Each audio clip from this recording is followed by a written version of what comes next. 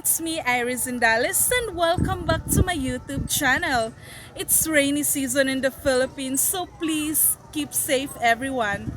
So welcome back to a brand new video. If you guys are new here, make sure to hit that subscribe button because today we're going to have a very special and a very rainy episode as well. So, they said it's more fun in the Philippines, but just a heads up. Did you know that the Philippines is one of the countries most prone to tropical storms?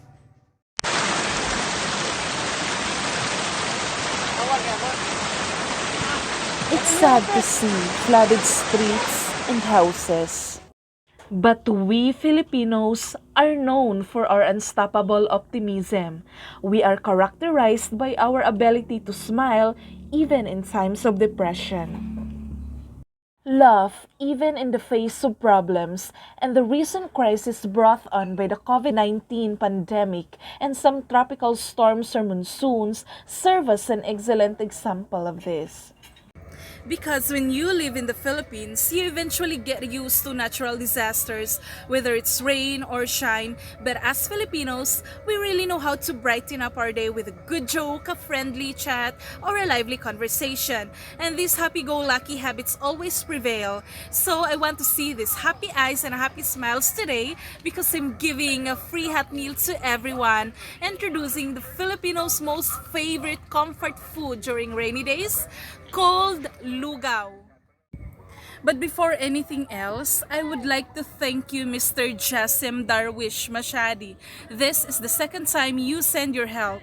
I remember one time you told me, "Dear, please don't forget about me when you are already famous." Mr. Jassim, how can I forget you? You are the first person who trusts me in this journey, and I'll never forget that. And I greatly appreciate and looking forward for your continued support in the future. And to everyone, I want to encourage you guys. If you are the luckiest 1% of humanity, you owe it to the rest of humanity to think about the 99%. Yeah? So anyway, without further ado, let's get into the video.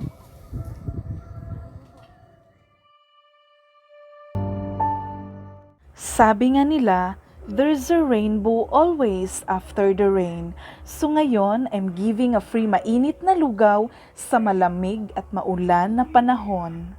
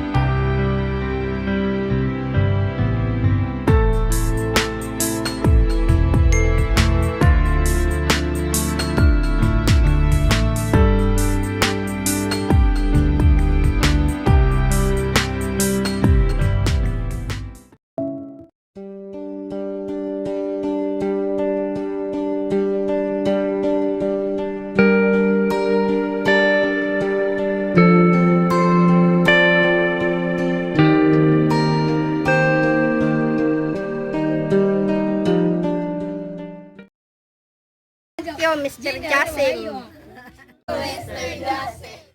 And that's the end of the video. Thank you so much guys for watching. But just a real quick, I just wanted to share because I am so inspired filming this vlog.